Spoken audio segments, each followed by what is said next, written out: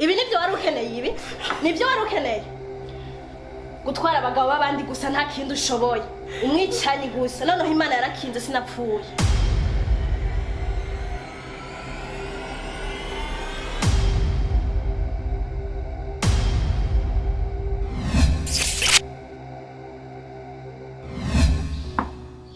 Kucaha naco ciyongeye ku vyaha yarasanzwe yagirizwa icyaha cyo gufata ku nguvu kumwigemeye yitwa Monia. Anje, ndashaka umbwiza ukuri. Ibi vyose wabitewe niki? Uzi amafaranga naguhomyeho? Kumburi kumbesha. Ndakura. Ariko Chris, byakwere uzi ko utane isoni ubwiye. Mwabo, ufise ikibazo nyuma kimwe.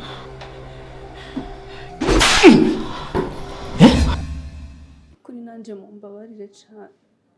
Ndabasabye imbabazi zivuye indani mu mutima wanje. Sinzi aho nohera ariko Shadi nongeye gusaba imbabazi.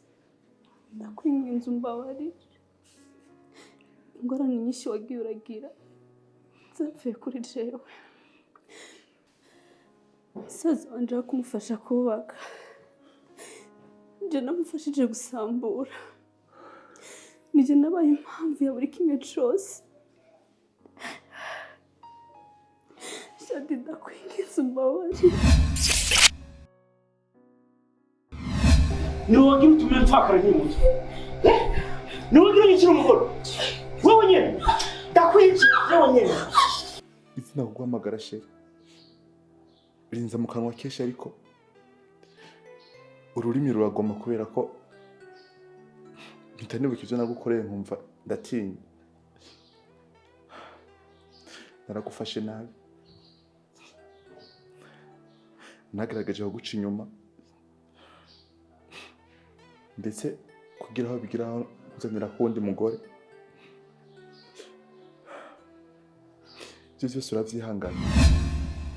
Kuva muri saa rero nakanya abatari bwabimenye canke bavyumve Chris nsaba ko polisi yomukura izo pinga.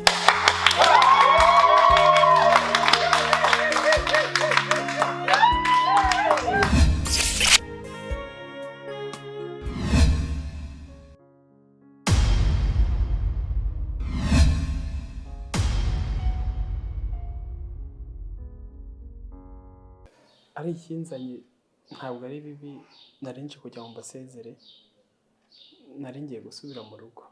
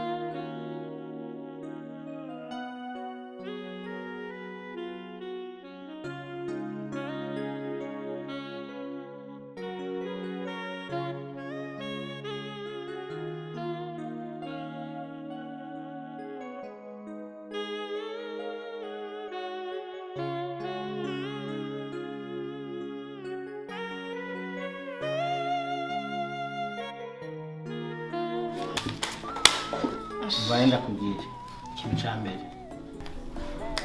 Ndagutsinze. Nshaka kwifana yawe. Iwayo ndayibatse. Urabuza kumwanyisha.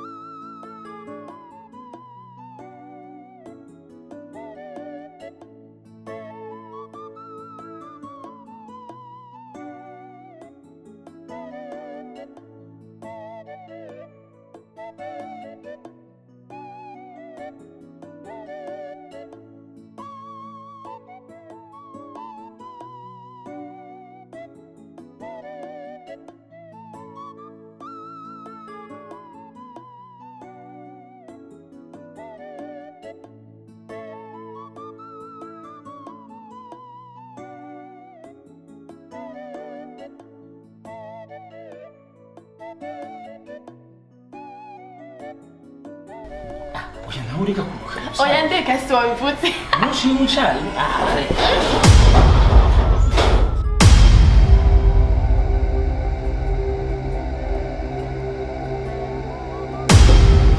ndagufasha sha nawe giresha washana niki uyu munsi rije nawe uyu munsi ndakwiyicira none ndakwiyicira habaye mama urabona gusa kuruhana umugabo w'umwana nta soni banza umureke ma banza umureke ako gamwana iyo uri hanga batanakwica banza umureke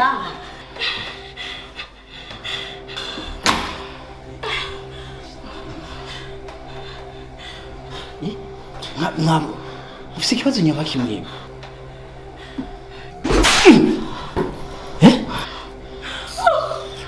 no kurwana birimo umwicanyi gusa nta kindi ajejwe ibi nibyo washaka ibi nibyo wari ukeneye ibi nibyo wari ukeneye gutwara abagabo b'abandi gusa nta kindi ushoboye umwicanyi gusa noneho imana yarakinze sinapfuye imana ishimwe sinapfuye ndacyahari mwicanyi warabuze ikindi kintu kimwe wankorera wari ubizi ngo napfuye kuri umugome bigeze hariya hose umwicanyi yagize iki yakwishe ryari nsobanurire uraza amabi yiwe byankoreye kujya kunta mu mazi mu kiziba agatangura kumbohera muhiriwe jewe ampa ibiyobyabwenge nkabura ubwenge nkasanga ndaboshe nkisanga mu mazi anzanira abicanyi baza kunyica wari uzi ngo sinzorokoka uyu nyene n'uyu nyene nta wundi yankoreye ikiyo niwe wagira utume mfakara nk'umuntu niwe wagira ngikira umugore wewe nyene ndakwica wewe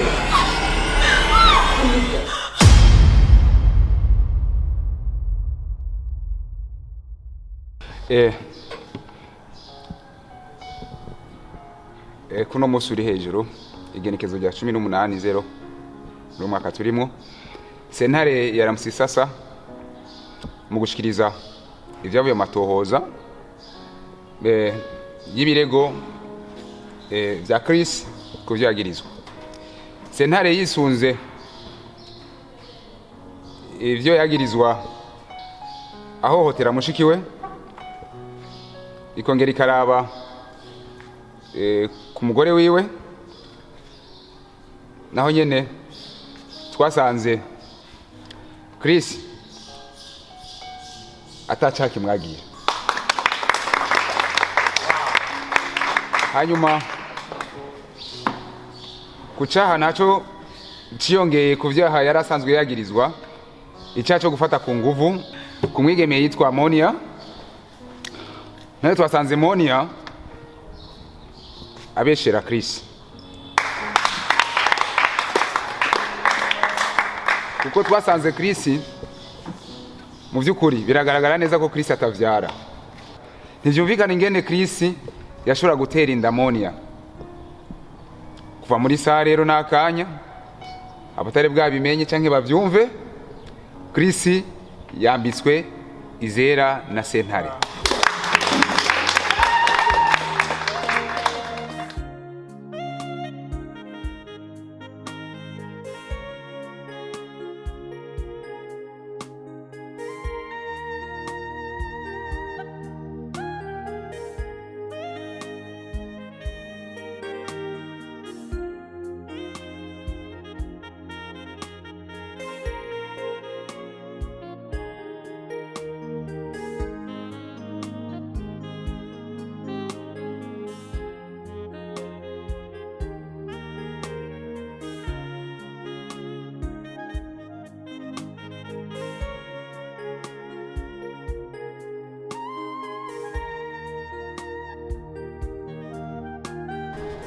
kuko bwira Chris agenda ashikira umuryango wiwe maswera umuryango wiwe ndazi neza ko umuryango warimo umukumbura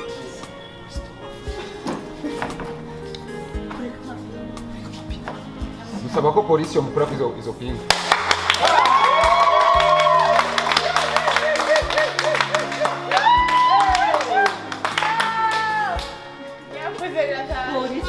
Hallelujah.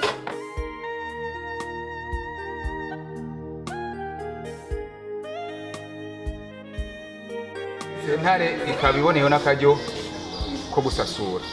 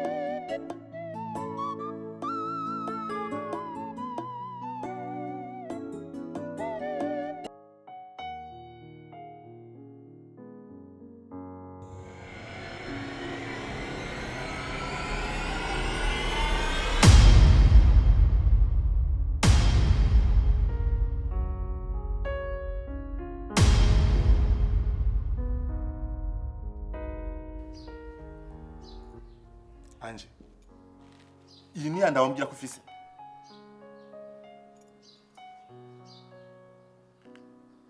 Sa ni wendi kubona cyangwa amaso yanjye ntabwo akanura neza?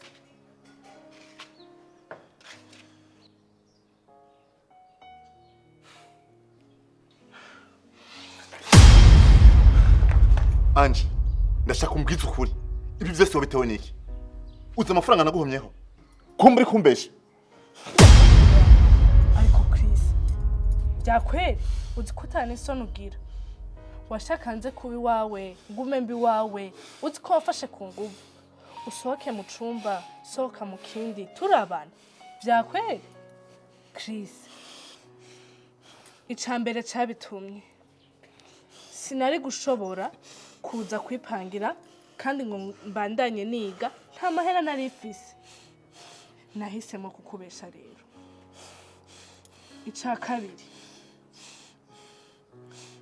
jana nta kuntu na kumwe wari kuguma ndaba mu maso ndi mu nzi wawe ica gatatu wibuke Chris wibuke icaha wakoze cari kugufunga birenze ivy'uno munsi rero ugende gahoro okay Anje,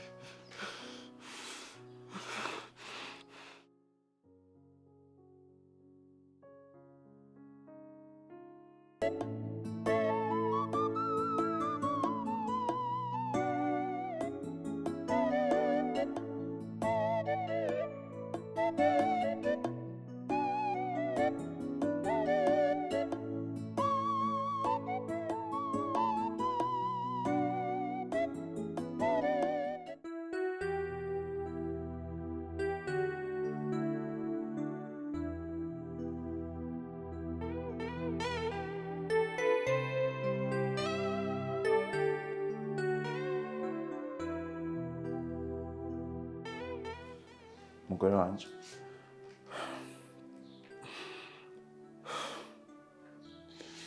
ndumva mfise isoni nyinshi zo kuba ndi imbere yawe muri kano kanya.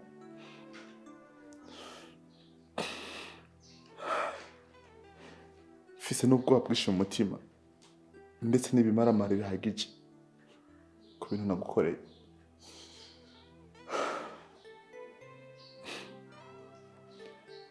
Numva nta kintu mbona kimwe nashobora gukorera kugira ushobore kuwangara mu buzima bw'iwawe. Izina kuguhamagara sheri rinza mu kanwa kenshi ariko ururimi ruragoma kubera ko mpita nibuka ivyo nagukoreye nkumva ndatinya. Naragufashe nabi, nagerageje kuguca inyuma ndetse kugira aho bigiraho kuzanira kuwundi mugore.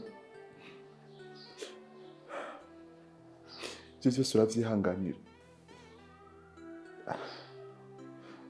Ugaragaza kunyereka umutima w'urukundo mu bihe bibi byose ntari norohewe. Nta kintu na kimwe numva muri uno mwanya nashobora gukora imbere yawe nk'umuntu w'umugabo, ariko please ndakwinginze,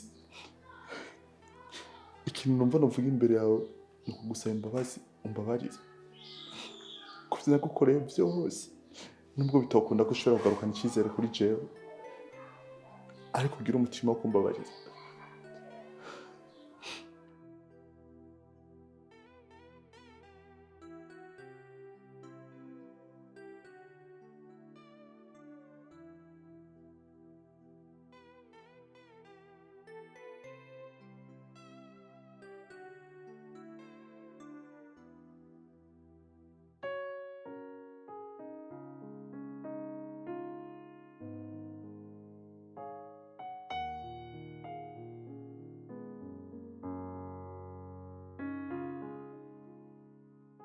Mugabo mwiza, umve ko umutima wanje wakobare kuva kera, kandi icoba cose nzokomeza ndi ku ruhande rwawe, ndi kumwe nawe.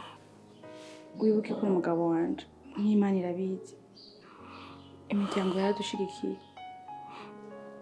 Rero wumve ko ndi wa mugore wawe mwiza azoguma ku ruhande rwawe.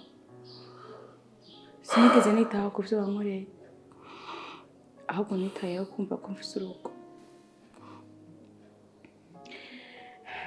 Ntugahangayike, ntiwistresse ngo wumve ngo umugore waramubabaje wagize ibihe. Oya, ni amahoro menshi, umutima wanje uruguruye ku bwawe.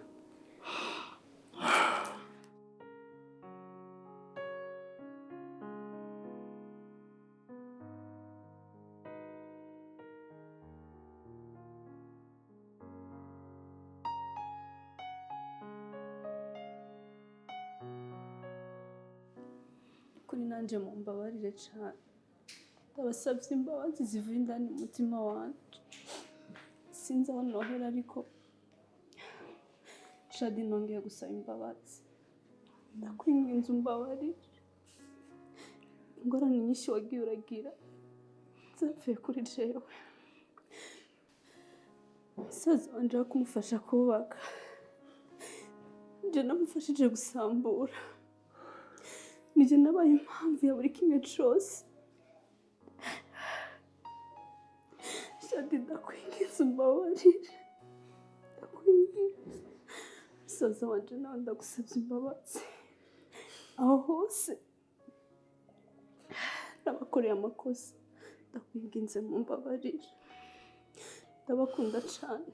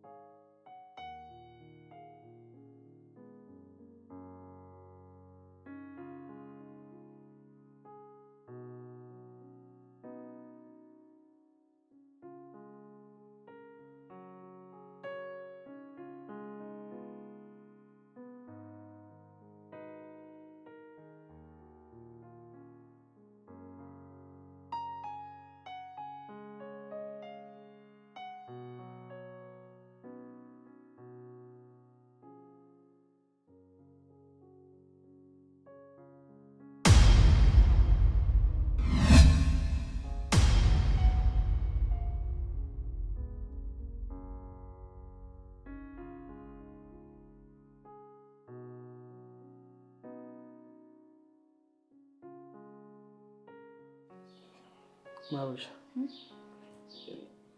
ndi kubona mwese mwacecetse nta muntu urimo kuvuga, gusa munyihangane kuba mbarogoye mu byo mwari murimo. Ari ikinzanye ntabwo ari bibi nari nje kugira ngo mbasezere, nari ngiye gusubira mu rugo. Gusa icyo nababwira cyo buri wese naramubabariye ku byo twahuriyemo, ko nanjye ntabwo ndi mwiza, akoze byinshi bibi ndabizi, ariko muri ibyo ndagira ngo buri muntu wese yumva amahoro. Mumbabarire kandi ndabasabye.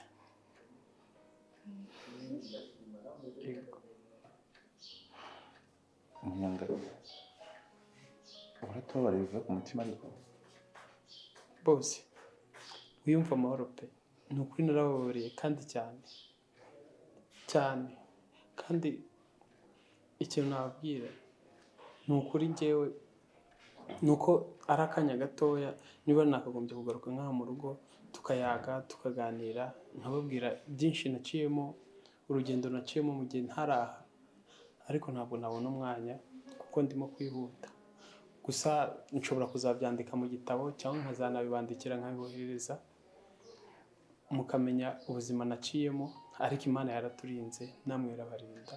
Niyo mpamvu nanjye nje kubasezera ngo nsubire imuhira.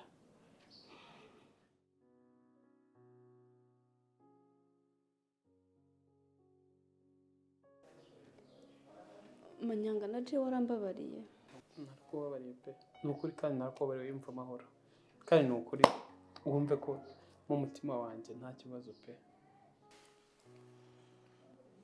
Manyanga, noneho ko waratubabariye numvise binyoheye cyane, ku buryo ntashobora kurangisha nshobora kubona guhamo n'umwanya. Ngabo hambavu y'ibyo ndumva hari icyo namara muri uno mwanya, ngiye kuguha amafaranga n'ibihuri bura ashobora kuba azogufasha mu rugendo ugiye gufata. Ndanakwishyuye n'amezi wamaze uri mu gasho. Urakoze cyane boss, ni ukuri urakoze cyane.